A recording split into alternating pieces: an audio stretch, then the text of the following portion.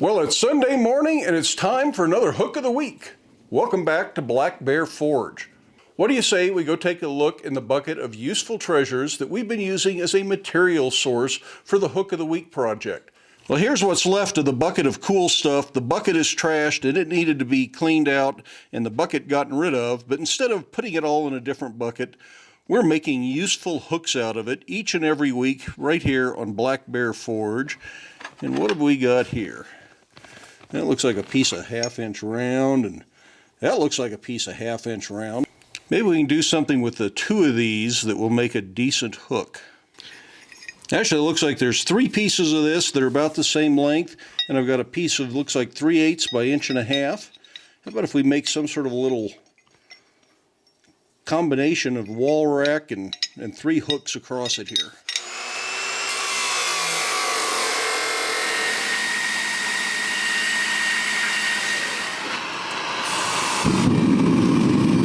I went ahead and cut all 3 pieces to exactly the same length, deburred the ends, got the forge heated up.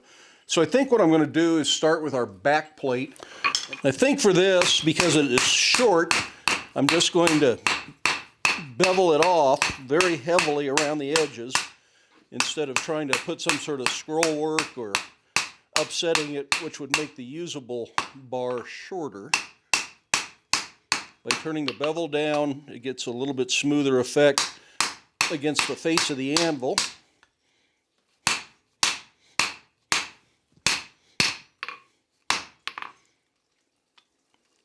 And then ideally, you should have a little line going right to the corners here. Not critical, but I'm going to do that to both ends.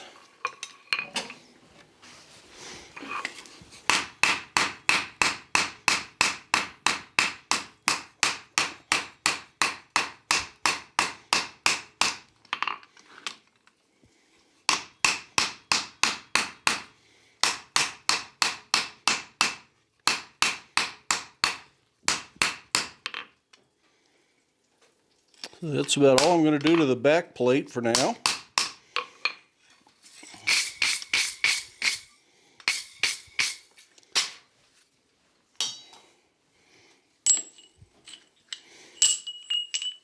Now we'll go on to our 3 pieces for the hooks.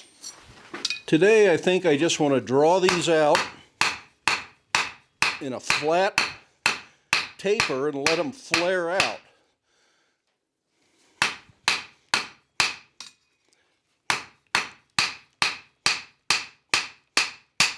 I don't have a preconceived notion of where I want to go with these hooks. I'm just having fun making them, so.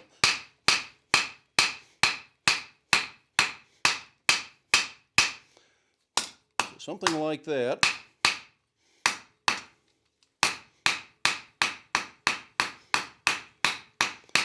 Try and get it as even as possible. It's nice if you get this little round there, and I don't have to then go back and grind or file or do anything.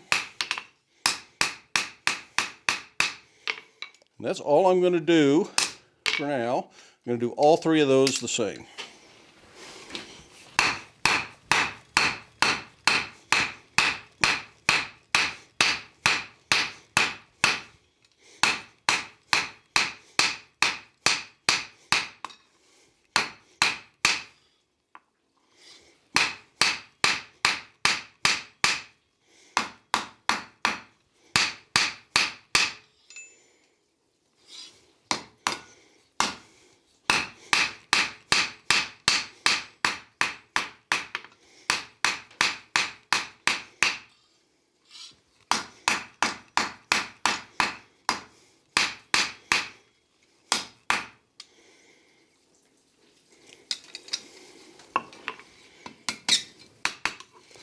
I just want to start a curl on these, but I don't think I'm going to curl these up all the way around like I typically do. This is something just a little bit different.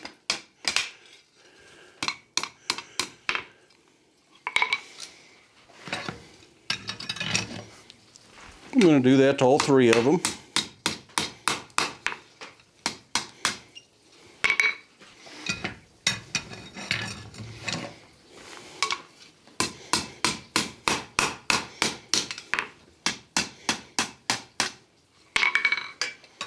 And of course I forgot to turn the camera on when I started bending these up.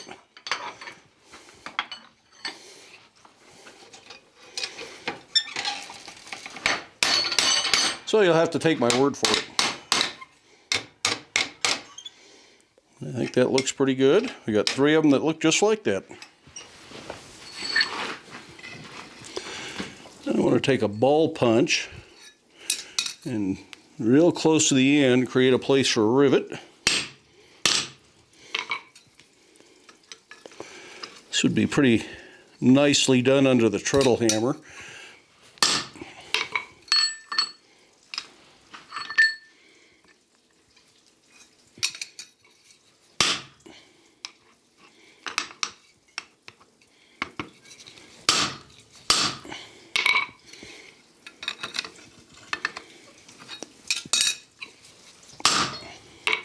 I really want to create a pretty good dimple in there. In fact, I'll go to the flat of the anvil to make sure the back is flat so it sits on our back plate better.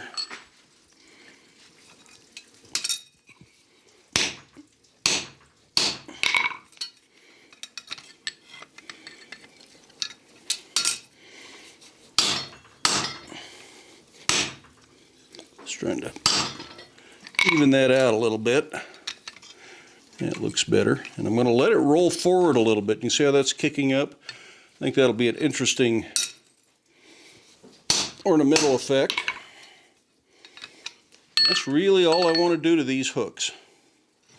Okay, let's go do the third one under the treadle hammer just to see what that would be like. Now the ball punch I have for use under the treadle hammer is a little bit bigger. So I think I'm going to go ahead and use this one, and it will work as long as I hold it in some tongs. This has the advantage of leaving a hand for the tongs and a hand for the tool, and I don't have to chase it around as much.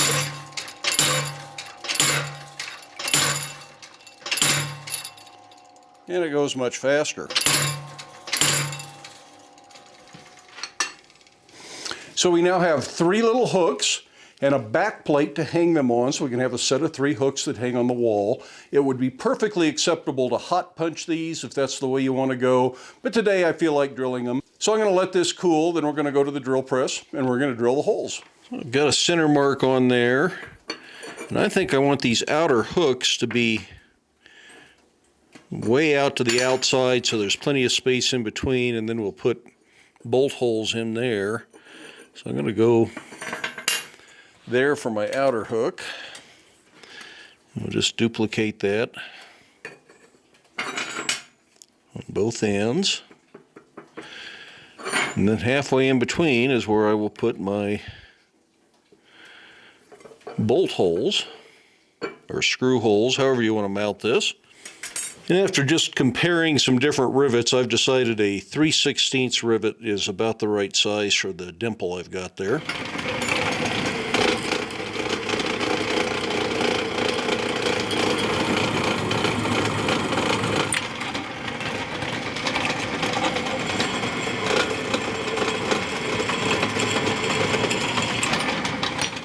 We've got all of our holes drilled.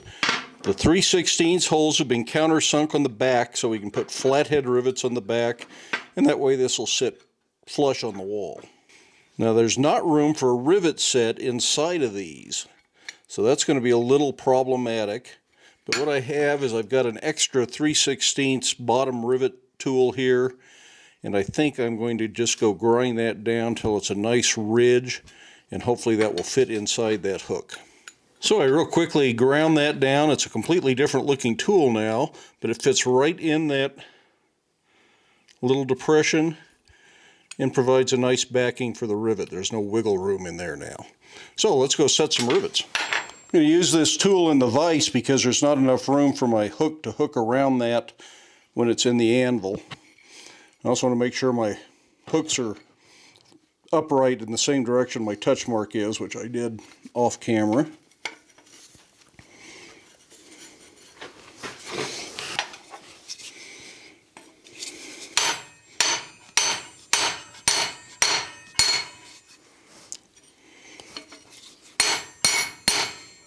I think I'll go to a ball peen hammer to get right down inside that.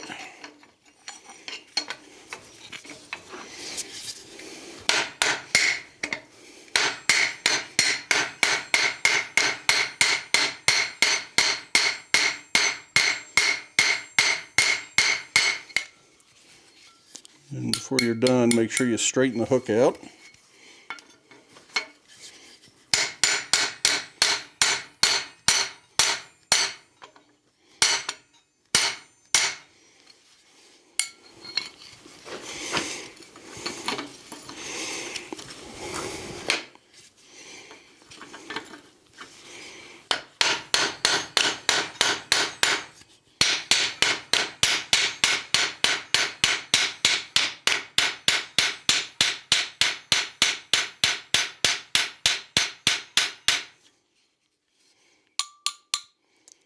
It's leaving a few little chop marks because of the modifications on that tool, which is regrettable.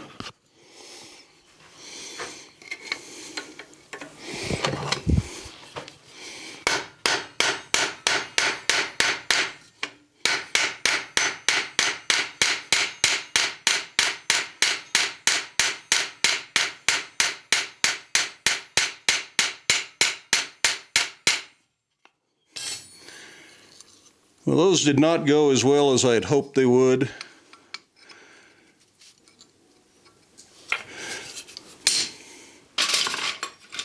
So I'm going to come in here with just a punch and try and work the little ridges down. This is also going to tighten it up. I just couldn't get in there as tight as I'd like. So maybe this style isn't the best unless you've got just the right tool to set these rivets.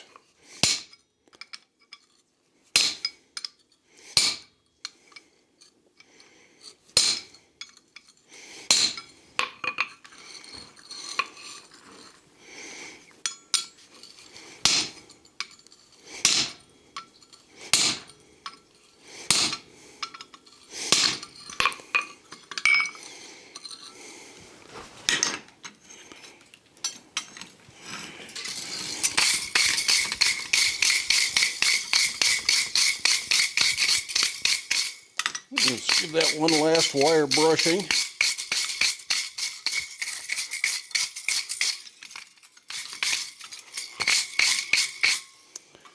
Now, I'm definitely not as happy with this as I would like to be.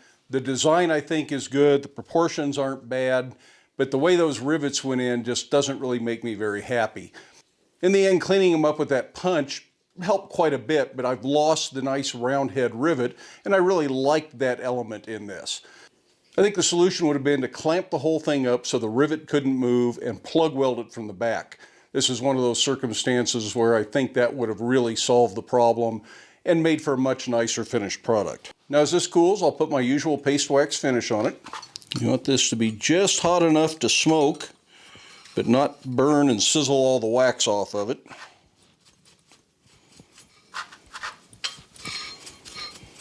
And you can certainly paint these or sand them and clear coat them or whatever you want to do with them. There's lots of different ways to finish ironwork.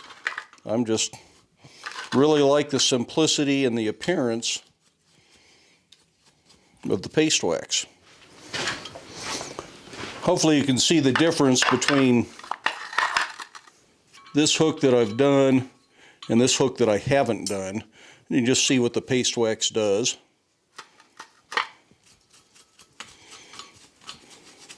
This really makes it look better, I think. And it protects it from rust for some amount of time, depending on where you're using it. If it's outside at the beach, it's not going to last as long. If it's inside in the desert, it's going to probably last 1,000 years.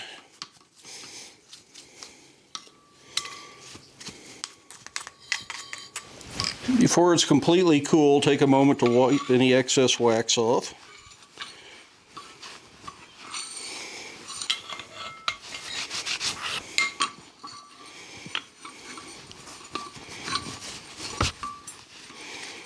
And then letting it cool is all that's left.